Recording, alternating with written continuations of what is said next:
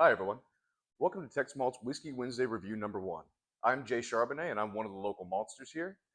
And I thought we'd start our first review off with a truly fantastic offering from Still Austin.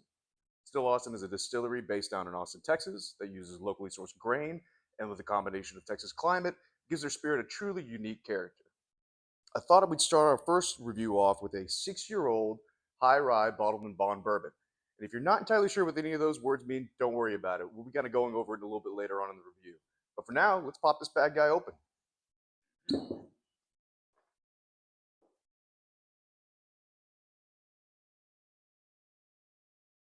So when we talk about this whiskey, we're going to kind of go over a couple of little things real fast. So high rye bourbon is essentially a way to tell you what is going to be in their mash bill. So a mash bill is essentially just an ingredients list: 70% white corn, 25% rye, and 5% malted barley. Now, what that can tell us is that it's not going to be necessarily your traditional bourbon, which is going to be a lot of caramel, a lot of sweet flavors. It's going to have a little bit of mix of a little bit of spice and a little bit of sweet. So let's first check out the color. This is a really nice, beautiful amber color to me. I think that it has a lot of depth to it. It's been in the Texas climate for 6 years, so it's going to have a lot of flavors in there. We can already tell. So let's go ahead and nose this guy and see what we kind of can pick up here. So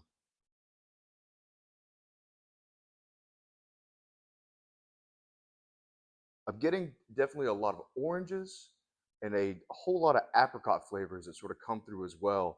And one of the main things that we like here at the Malt House is a Dr. Pepper note, which we can kind of see with a lot of single barrel bourbons and things like that. And for this, it has a really lovely Dr. Pepper sort of cherry smell to it, which truly is a fantastic smell. All right, well, let's talk about how this tastes.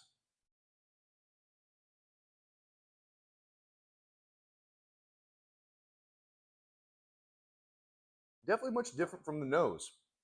Nose has a lot of the fruity flavors that we're not really necessarily expecting from a bourbon, but this taste is a little bit different.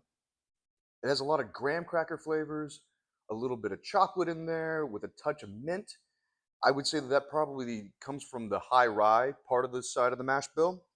So if you really wanted to put like a mental figure with it together, I'd say imagine you're making s'mores and you put a thin mint on top of it. That would be the best way I think we can describe it like that. All right, well, in order to get into the finish, we're going to have another drink of it.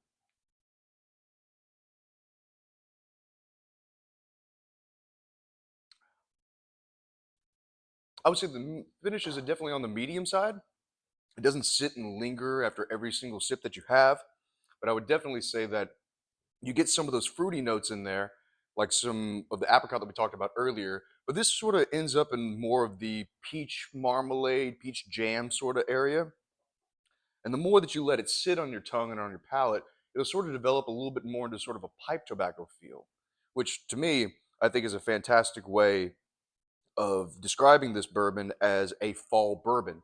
I traditionally use bourbons in my drinks and cocktails during the springtime and the summer, and that's normally what I sip on during that time in general. But for me, I feel like this is a really excellent representation of a fall bourbon.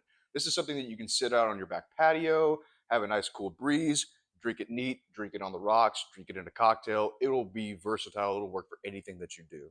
I just want to thank everybody so much for watching our first Whiskey Wednesday review. If you have any questions about anything at all, leave it in the comments and I'll happily get back to you. And as for, when it comes down to it, y'all have a good one, and I'm going to have another one.